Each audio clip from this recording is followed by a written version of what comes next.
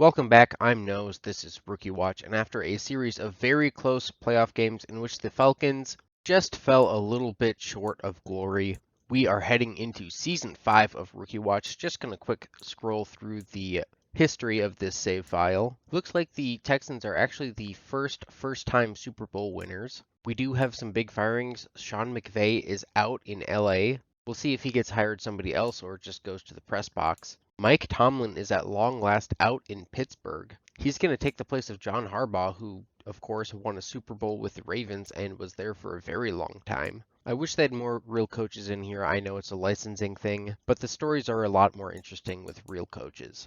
We do have another big list of retirements. Our old friend John Franklin Myers, Justin Tucker finally retiring, which I had thought he had a couple years ago. I don't remember if I talked about this before, but I think I looked for him on rosters in the offseason and then simmed forward to week 1 of preseason and then looked at free agents. So the CPU must have just signed him immediately. Roquan Smith retires, Saquon Barkley, A.J. Brown. We've got some huge names in here, CMC as well. Of course, retirements in this game are a little more declarative than real life. I feel like you usually don't have a ton of guys just straight up saying, hey, I'm going to retire. You just get guys who are free agents, don't get signed anywhere, and then just kind of ride off into the sunset quietly. Part of it, of course, is that these are all guys who are pretty young in real life and that we're pretty familiar with. Just taking a peek at who the Falcons are letting go, they would actually bring Andrew Crawford back in free agency, but it seems like they're letting about half the defensive starters go. I mentioned it when we took over the Falcons, but they have a lot of mid-tier talent that is getting towards regression, so it actually makes a lot of sense for them. A couple more retirements in Joey Bosa and DeForest Buckner, both 15 years, that's pretty good. And Chris Hargrove has signed an extension, 7 years, and what is that, $365 million in total? That comes out to $1 million a week for the next 7 years. That's nuts. Big deal for Jeremiah Edwards as well, but he's getting 1 less year and about $100 million less. Not really sure why the difference is so big. Their overalls are pretty similar. They're both award winners. And then the Broncos are paying to keep Terrell Posey and Patrick Surtain. Good choice for them. He's going to be making over $20 million a year. I never looked as closely at Chris Hargrove's draft class as I maybe should have, so those are the only 3 names that I really remember, but I'm pretty sure they're the 3 biggest ones. Of course, keep an eye out in free agency for any young guys. At this point, it all seems like guys in their 30s, but here's JoJo Munford moving on from the Falcons. There's been some really good free agency classes in this series, but this one doesn't seem that great. But who is this X-Factor defensive tackle? Bryce Priestley, I've never heard of this guy, would have been in Hargrove's draft class, only an 83 overall, very much a run stopper. Looks like he was drafted by Miami, didn't really play until this last year, and then picked up 14.5 sacks. Absolutely out of nowhere. Went to the Pro Bowl, was a 3rd round pick a few years ago and just didn't really play. Unfortunately, I can't see his progression history, so I'm not really sure where the upgrades came from. I can't imagine that season was enough for a double upgrade, and even if he was drafted as an X Factor, I can't see how, and even if he came in as an X Factor, you gotta think he got at least 2 downgrades while not really playing his first 3 seasons. Anyways, we're scooting along here. It's already draft time, and the number 1 overall prospect is wide receiver Julian Verner. This guy has straight A's in route running, A in catching, and spec catch, although a C in catch and traffic. I'd like that to be better. Speed is only solid, but it's in the 4.4s. This probably means like 88-ish speed, and I personally tend to ignore guys under 90. I really like a ton of speed with my receivers, but he does have elite acceleration, elite agility, so it's just the top end speed. And I looked around more in this draft class, and the top end wide receivers are just not that fast. Kind of an odd year for it in that way, but Verner goes down as a very good playmaking receiver who has an extremely well-rounded game. I wish he had that catch in traffic, but he'll play. Also in the top 5, we've got a very undersized corner, Devin Brown at 5'9", 184. He is a very athletic zone corner. He really won't play man, but he should have the athleticism to lock down pretty much any zone on the field. And with A zone coverage, he should have the instincts to do it as well. I didn't have that high of an opinion of him before he was fully scouted, but with top 5 talent, he's going to be pretty good. Pretty good run defense ratings for a corner as well. And then we've got a number of quarterbacks, starting with Nate Norton. Absolutely a pocket passer, but he does have elite throw power. Round 1 talent is as much as you're going to ask for with even a top 5 quarterback. The ratings do generally just come in lower. Very good under pressure, really good accuracies, especially deep. Hopefully the accuracies develop well, but he's got all the talent that he needs to be really good. Noah Downs is the second quarterback on the board, and after finishing the scouting, he does look like a disappointment. Only great throw power, underwhelming at best for a top 5 projected strong arm quarterback, and the accuracies are underwhelming as well. Keelan Bass is the final top 5 prospect. 6'4", 232, very much a physical receiver. Very strong for a wideout. Not particularly athletic outside of that, but not bad. A, spec catch, but B, catch in traffic, and C, catching. Really not a route runner either. So I'm actually kind of unsure of how exactly he's a top 5 talent. Does look good with the ball in his hands, but as a physical receiver, that doesn't seem like the number one thing to me. I don't know. I don't really know how the catching ratings interact, so maybe if you're not getting open because you're not that fast and your route running sucks, then it's just never using the normal catching rating, so it doesn't matter. Who knows? We'll definitely check out his ratings after the draft. I was interested to see that there was a top 10 middle linebacker listed. That seems rare. Poor acceleration is unfortunate because he's a decent athlete otherwise. Don't have him that scouted though. Doesn't look like a very good running back class. Not that I looked through all of them, but Adrian Claxton was the best of the ones that I looked at, and he doesn't seem that great. Speed's alright, but as I detailed with Tim Kenner last year, the kind of speed floor for Madden prospects is just a lot higher than it is for real-life running backs, and the other ratings don't look that good. We do have another quarterback in Madison Allen. He's been dropping in the projections, but he's got elite throw power. He's only 21 years old, and he's really accurate. I'd like to see him develop his rating under pressure, maybe break some more sacks, but he certainly looks better than Noah Downs. He's got round 1 talent. So if he does drop this far, he could be a steal. One last quarterback in the list is Earl Volk. Not sure who in 2010 decided to name their kid Earl. He's a scrambler, but he's got great across the board every single category, which I don't know if I've ever seen before. Don't know that I trust the CPU to develop a guy like that, but he could be interesting. With that done, let's get into the draft. The Los Angeles Rams won just 3 games last year with Ryan Swanson at the helm. Swanson was in Carolina at the start of his career, did not get extended there, and he's on a bridge deal here. So they could go quarterback, but if they do, they're not going to have a lot of targets. You've got Sammy Rice, who has put up a lot of numbers as the slot receiver in McVay's system. But even so, he's not that highly rated. He's got an unused upgrade point, so he is actually an 80 overall. But if they do go quarterback, he's not going to have a whole lot of targets at receiver. They do have some good tight ends, as you may recall from last year's draft episode. Let's see who the number 1 pick will be. It is Julian Verner. Consensus number 1 overall player. You just had to wonder if they'd go quarterback. But now you got to think that might say something about the caliber of player that he is, if the CPU is taking him number 1 overall. The Eagles go tackle. They were not in need of a quarterback. They have Tim Pearson, who I think they're pretty happy with. Keelan Bass, the other top 5 receiver, goes number 3 overall to the Saints. That tackle that the Eagles just took, by the way, jumped up quite a few spots. And here's another tackle, so 2 of those top 5 players are going to drop out of the top 5. Of course, the one quarterback did have a round 2 to 3 grade. And Devin Brown to Jacksonville, so no quarterbacks in the top 5. I suppose the Rams were the only ones that really needed one. So the Raiders have the opportunity to replace Kevin Blackman, and they will with Nate Norton. They said, "We saw what a scrambling quarterback was like, and we wanted no more of it." They get arguably the top quarterback in this class. Noah Downs goes to the Dolphins. Round 2 to 3 talent, though, we'll see if they're disappointed with him. I didn't look too closely at many other players in this draft. There weren't a ton of other players that really stood out to me right away, particularly because I was focusing a lot on offense. 3 straight years of defense was kind of a lot. I had fun, but I'm sure everybody watching is ready to get back to the offensive side of the ball. Now, as a reminder, I mentioned this at the beginning of the last season, but I did pre-generate some classes in just different temporary saves. Just went and peeked at the overalls really quick, tried to avoid even looking at the position, much less the name, then picked a random one and imported it into this franchise. So while I certainly suspect that it's Verner, considering his placement on the board and being picked number 1, not to mention all his good ratings, of course, I don't know for sure. It could be one of the quarterbacks. It could be a guy who I didn't even look at in the first round. It could be a normal dev wide receiver that's really fast. There seems to be one of those every year. Madison Allen, by the way, goes to the Cardinals. 23 overall. I want to say he was in the mid-teens for projections, so that's a really great get for them if he turns out. Dak Prescott, by the way, is a free agent. He's down to something like a 73. They did not retain him, despite winning, I think, 12 games, although they did go one and done in the playoffs. We are almost to the end of the first round here, at which we'll sim ahead to the end.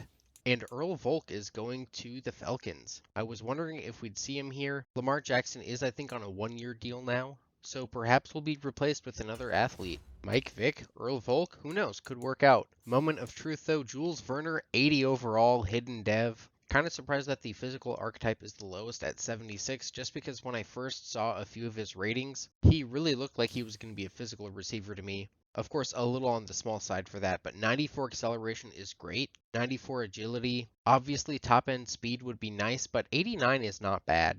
Great route running for a rookie. The hands are fantastic. Just want to see that catch in traffic come up, but 79 doesn't seem bad. I'm not sure why that's a C. 88 ball carrier vision, 90 change of direction, 84 juke. That is wild as a receiver. Turns out Bass is no better in his best archetype than Verner is in his worst. He is a little bit faster, but horrible route running. 95 spec catch, but only 68 deep route. That's kind of weird. Only normal dev as well. Devin Brown does have hidden dev. I kind of wondered beforehand if he might work out as a safety as well, but I don't think the tackling is good enough. But that 83 zone coverage is really, really high. I see now why he has a high overall, but he is very much a zone corner. All three archetypes in aggregate aren't as good. Nate Norton is a 75 overall hidden dev. 94 throw power, 84 deep, 82 short. Just the medium that's lacking. Quite good under pressure as well. I have a good feeling that he's going to work out in Vegas. Hopefully he gets to start right away. Meanwhile, Noah Downs is actually only 3 overall lower, which means there must just be a lot of players that are at like a 72 or 73. The accuracies do look a lot worse though, like a lot. Obviously the morale isn't helping, but that seems like more than 3 overall worse to me. Titus Hood looks interesting. Weird that he is the coverage LB style trait despite not looking like a great cover guy. We'll see if he can develop into a good coverage guy. Madison Allen also 75 hidden dev, 94 throw power, really good accuracy. Just balanced a little differently than Norton. Obviously some different strengths as well. Not quite as much of a statue in the pocket. He does, however, look like a gray-haired Sam Bradford. And he only has 75 injury before the boost, so maybe that's who he is. And it turns out all 4 of these guys are a hidden dev. Earl Volk is a 71, but I'm sure he won't play as a rookie and he's going to have a ways to go. He's got good throw power, the throw on the run, under pressure, all that stuff is in a pretty good place to start, but the accuracies aren't particularly good. You like to have one that's kind of a go-to, and the best one being short accuracy at 78 isn't awesome. Does look like he's pretty good with the ball in his hands, so long as he can actually keep the ball in his hands, I guess. However, it does not appear that they've given him a future starter tag. Maybe that'll change, but he'll have to supplant Lamar Jackson. Verner, unsurprisingly, is the highest rated player. The Rams also got a really good safety at the top of the second round. We'll peek at him later, but I just like to scroll through the top rated guys in the draft. A whole lot of 75s here, including 3 guards in the 3rd and 4th rounds. I like that there are more of those around these days, but it does seem like a pretty deep class overall. Here's that safety the Rams took at 33 overall, Devion Jenkins, hidden dev. Looks pretty rangy in coverage, good at running down the ball carrier, doesn't honestly look that amazing. Could develop well. Jets are replacing Roquan Smith with a linebacker they drafted. Nothing else interesting in their class, but the Broncos are taking another man-to-man corner. Doesn't seem like that would be a first-round need for them. He is normal dev, unfortunately. We'll see if he can learn from the league's best corner duo. The Ravens spent another first-round pick on a running back, and I think it's going to go just as poorly as it did last time. He is hidden dev. That seems particularly bad in this very deep draft. However, they did get one of those highly rated guards, and then drafted a running back who's almost as good in the 6th round. I always like to go through everything and sort by the highest in each category. Jags got a receiver with 96 speed and acceleration, but that's not actually that fast for the fastest guy in the draft. I feel like usually you have at least a 98. Verner, though, is up there on acceleration and agility, and he's the best ball carrier vision by far. 5 higher than a bunch of guys tied for second, and that includes Earl Volk, the quarterback. Does not seem like it's a very good running back class based on that. And then despite Verner having very high juke, there's actually another receiver with an even higher one. Singleton popped up a lot in here, but he is very solidly a slot receiver who's good with the ball. A lot of other deficiencies in his game, and he's normal dev. Is 75 overall, though. Strangely, that cornerback the Broncos took has like highest catching in the draft at 89. We've got a guy with 99 spec catching. Always fun to see. I feel like there's a fair number of these actually that I've seen. He's pretty slow though. Can't run any routes. His base catching is really bad. This is kind of a weird set of attributes, and by weird I just mean bad. There's Luke Singleton again, 87 short route running. But aside from that, Verner leads every category in route running. and then he's one off from the top release. I think you can probably see where I'm going with this, but unlike a lot of the high-rated talent that you see, Werner is very well-rounded, and not only well-rounded, he's the best at many of the things that he's good at. And so for the first time since the beginning of this series, we're going to be playing as the #1 overall pick. I think we have actually taken the highest overall player every year. Werner does have the same overall as Dylan Finney had, but let's face it, receiver is a much more valuable position in today's NFL, and the potential impact is so much higher. We're going to take a look at this defense first. They do have a promising young right end. Otherwise, though, this front seven is bereft of young talent. Derrick Brown is really good, but he's 33. Quay Walker also very good, but 31. Juan Ross is a superstar, but not that highly rated. And while I'm not going to show my shuffling all the positions that I did after this, there's a lot of scheme mismatches. Now, this team does still have Jair Alexander, who's still elite at 34 years old. They also just signed Andrew Booth, who's pretty good. Marcus Reddick, who I really liked in the draft a few years ago. And Devian Jenkins, who they just took. Not sure where they're going to put him, especially with all this talent at safety. And I had to pause here and kind of figure out what we were going to do with all of this. Kidd seems like the obvious man out because he's 30. That still left us with an extra player, and I actually moved Alex Bryan to cornerback to be our third guy there. He'll play in the slot, which I think makes perfect sense, but he's already got pretty good coverage skills. A little behind on speed, but I think he should be fine there. More on that later. In the meantime, let's look at the offense. They're led by Ryan Swanson. Touched on him earlier. His ratings aren't terrible, except for that he's pretty much done progressing. This is where his ratings are now, and it really just is not good enough. I was kind of hoping that Earl Volk would fall to them, and then we'd at least have a rookie to play with, even if he wasn't going to be very good. But it seems pretty clear this team is content to just suck at this position for another year, and hope to draft a quarterback next year. He got hurt in Carolina, and he had a guy ready to replace him, so they moved on right away.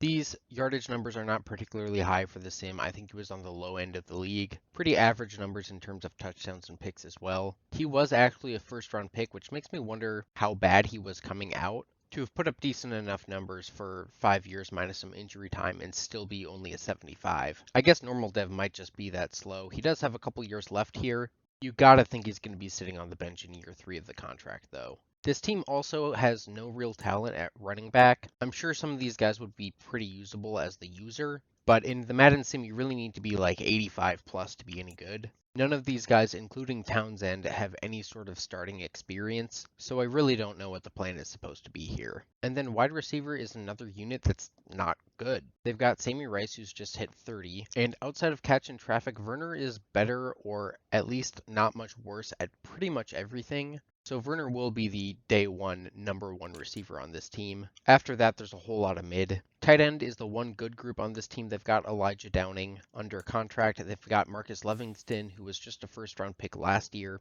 Did come out with star dev, obviously didn't get to start last year. Only 9 catches, 2 of them for touchdowns though. And then Clyde Stackhouse, the late-round guy that I moved from wide receiver. He's a superstar. Not sure if or when he'll get to play.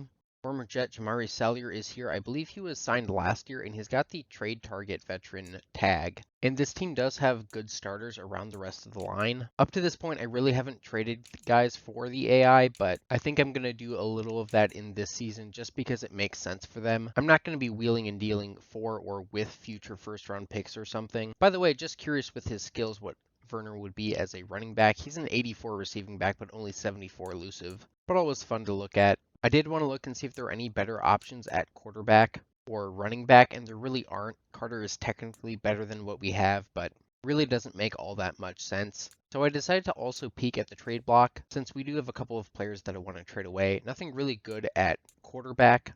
All these guys are lower rated than Swanson and don't have any particular potential. Now on the trade block, I did see Chance Richards, a couple other interesting names here, including former first-round pick Jermaine Williams, but I do know that Richards is behind one of the best in the league in Noah Miller. And while we know the Lions had one of the best offensive lines in the year the last couple of years, they actually had a hole open up at left guard. It's their top need. So I went ahead and moved Salyer to guard. I also had to throw in some other garbage to get them to accept. I really don't think this is pulling one over on the CPU. Good offensive line talent is hard to find. Now this team does have a huge hole at its second defensive tackle spot. It would be like a 69 overall rookie, so I signed Kenny Clark. And then I also wanted to trade the safety Kidd. There was a lot of interest around the league for him. A lot of teams have a weakness here. It was the top need for the Giants. We've seen Trent Wiley in the past, and he's not really been very good. I got a late second for him. I did realize later that kid is like 30, so that's probably too much, but it is a late second, and it's not like I'm the one that's going to get to use it. Now, getting into the game here, when I first went and player locked Werner, it came up with these controls for me, which is nice, except that these are not at all the controls described when I went into the controls in the menu. So I don't know why I only see them here, and it seems a little bit difficult to get them to actually work, particularly because the animations can be kind of slow sometimes. Nice catch on the first play here for Werner, takes a shot as well. Now I did play around with the camera settings. You can do one that is a little easier to see what's going on in the rest of the play, as I don't get the ball despite being wide open here. But I found it was harder to actually use the receiver, and we know this offense is not going to be good, so we're not that worried about the team this year, I don't think. And frankly, it's going to be tough to play the position realistically, just because of the way the movement works during player lock. And yes, I could just control the quarterback and let Werner be controlled by the CPU. That would make sense in some ways, as we see the need for improved catch and traffic. But at least for me, controlling the rookie subject is what makes this series fun and interesting, as he's going to find some wide open space for a touchdown here. Anyways, it'll also be a lot easier to make fun of Swanson if I'm not the one controlling him. Once again, I am going to play 3/4 of each game instead of just 1, 2, 3. And something I struggled with particularly in this first game is that calling for ball is the same as possession catch. So sometimes you do that on accident, not here though. Certainly made the most of this opportunity, did not have quite enough speed to get fully away. Actually ran out of bounds obviously, but wouldn't have gotten much further anyways. We do have a different quarterback in now, of course. His name is Gilmore. Don't remember his first name. I signed him off the street as a UDFA, and he could not see Werner downfield, apparently. Was getting wide open there. But I wanted some kind of youth movement in the quarterback room for the, at least, appearance of potential. And I think this was a play where I wasn't even touching the controls. Super annoying and a pointless penalty to take. Now, you have seen me probably make a few bad calls for the ball, but I didn't call for it here. He just threw it right into triple coverage. I don't really know if the AI knows the ratings of their wide receivers and prioritizes that way, as on this play, the defender literally just turned around to draw the penalty, which is pretty annoying. Going into the next game, I unfortunately did not remember to change that, as I was doing this a few days apart. Almost pulled in what would have been a great catch downfield, but just a little too much traffic there for Werner. Would be super handy if we could get a scenario or something for some bonus, as once again it's forcing me to cause a penalty. I actually had kind of a problem in this game where I was calling extra pass plays because we were so often in a second and long scenario. Got wide open on this one, and I just don't know what happened with the movement there. It forced me to run out of bounds. I might have twitched the stick a little that way, I don't remember, but not nearly that far. We actually have the lead here, and that's a really nice pass from Swanson. Can't complain there. Nice catch on the sidelines. Found the space in the zone. Anyway, the run-pass balance was definitely off in these preseason games, this one particularly, because I forgot about it a little bit, but also the run game was really bad. Perhaps more importantly, though, I was just trying to get some practice, trying to figure out what works. Clearly that wasn't working. Probably should have just taken the points there, and obviously I'll play that differently in a regular season game. Trying to get some points before halftime. Werner calls for the ball, and he's going to come down with it. I'm going to have to see if I can disable that HUD stuff, but that's a really nice catch. Not quite as contested as I thought it was, but really nice throw as well, to be honest. This one, though, I think I did call for it. Probably not the best call, but a really, really bad pass. Completely sailed it, so that'll end that drive. Into the third quarter, playing with the backups now. For some reason, the quarterback changed. I didn't actually realize until during editing. But Werner takes the slant, and he's going to nearly house it. Just can't quite outrun the defense. Actually outran his own receiver on the double slant because the other guy got caught in traffic. Ran into a linebacker or something. It is too bad that Werner doesn't have the speed to house something like that, because now we've got 3rd and goal from the 12, and I called for the ball about 3 times before he finally threw it, and yeah, that didn't really go too well. I will of course try to be less of a ball hog in the regular season, although I hope to be good enough to have the excuse. We want to see plays like that. Keep in mind this is against the backups. No idea how good they are on this Patriots team. I'm probably not going to hot route very much, since I'm not playing the quarterback, but in this kind of situation where there's a wide open field in front of me, and we already have a streak, I'm just going to kind of switch those routes. Easy yards, didn't get as much as I kind of hoped there, but you got to take what the defense is going to give you. And we're finding more space here. Unfortunately, could not fight into the end zone. It was really close. I didn't think to look at the replay for some reason. But usually in that situation, I find that a knee has touchdown. So we're going to pick up the touchdown here. Another really short one. No bombs to get into the end zone yet for Werner, but it's preseason, so I do want all the best highlights to be in the regular season. That was it for that game, and I went ahead and turned illegal block in the back all the way to 0. Unfortunately, it's a slider instead of on-off, so I'm not sure if this will actually help at all. If it doesn't, then I'll probably just put it back to where it was because it can't affect the play. Now, we did get a wide receiver mentorship here. Unfortunately, it's for second-year receiver Rashad Hood. He's going to get a free +2 to catching in traffic, which I would have really liked for Werner. Instead, it's like our 5th string guy getting a little boost. We do also have a training camp standout. Unfortunately, it's also not Werner.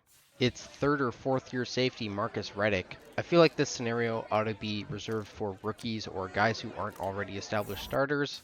But +5 zone coverage is really nice for him. I just had to kind of guess, and that turned out to be the right choice because it now matches his man coverage. It's possible that was worth an overall boost for him as well. And before we get into the next game, I did realize that I forgot to mess with equipment. Didn't do too much. I think I ended up just changing gloves and shoes. He had very yellow gloves and I was not happy with them. Anyways, got the ball at our own 5. And it became very quickly apparent that just turning the slider down was not going to be enough. Granted, that one was pretty flagrant, but it wasn't the only one in this game. So I guess I'm going to be constantly avoiding making any kind of block at any time. Although I did find out that you can hold LT to let the CPU kind of take over, and this is a terrible thrown decision. Werner might have been open further downfield if he'd waited, but instead he tries to rifle it in there just like through a linebacker. Here's a 3rd down conversion for the Rams, and Werner is shaken up. Fortunately, he'd only missed one play. We've got another 3rd down, this time goal to go. Werner makes the catch. That's a touchdown, but they're ruling him down at the 1. Completely inexplicably, the ball is already across the plane when he catches it. He's at least a yard into the end zone when he's actually touched. This is one that I really don't understand at all how they got it wrong. Sometimes in Madden's own screwy way, it kind of makes sense. But I did challenge it. I didn't really expect it to work. And we're not going to get an actual presentation of them deciding here for some reason. But they did overturn it and give Werner the touchdown. But apparently not actually, because it's not going to show up on the stat sheet for him or Swanson. Because, you know, this is Madden.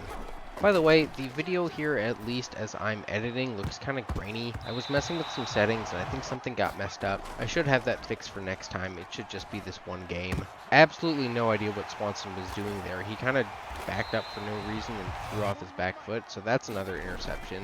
One other procedural thing I wanted to mention is that this season I think I'm going to try to switch to doing live commentary. I get a little too perfectionist when I'm doing voiceovers, and it's a little bit unnatural, especially when I kind of know what's going to happen, as we got control swerved out of bounds here, which is annoying. Anyways, the voiceovers do take a long time when I'm doing 5 games together. What a catch by Werner. Hoping to see a lot of that this season. But I have a tendency to think of stuff during the game or while recording and then forget what it is when I'm doing the voiceover. Or I remember it, but I think of other stuff too, and so it gets really crammed. Plus, I just think it would be fun to be reacting to stuff in real time more. As I accidentally did a possession catch here. Hopefully we'll be better about that in the regular season. Along with many other things, I suppose. One last catch, nice toss over the linebacker as well, and that would do it for this season. Our old friend John Pierce with the Broncos had 414 yards and 6 touchdowns in preseason. Drescher, formerly with the Cardinals, Justin Jefferson up here, but it does make me feel a little bit better about accidentally getting, I think over 200 yards with Werner in the second game. I didn't even notice that it happened because I forgot to look at the box score. But 9 for 205 is pretty nuts. Of course, a whole lot of that happened against backups. We'll see how it goes in the regular season. I figured out how to record it properly, so I can always do some editing as needed. Anyways, here's our schedule for the year. We do get to play against Devontae Davis and the Ravens, and right at the end of the season, we'll also get Dylan Finney and the Falcons. Should be a couple of fun matchups. I don't see us winning a whole lot of games, so the focus will very much be on Werner. But I'm really excited to be back playing on offense again. Given that we have to rely a lot more on the team around us, especially the quarterback, it could be an interesting year. It could be very productive or not very. Anyways, thanks for watching. I'm Nose. See you next time.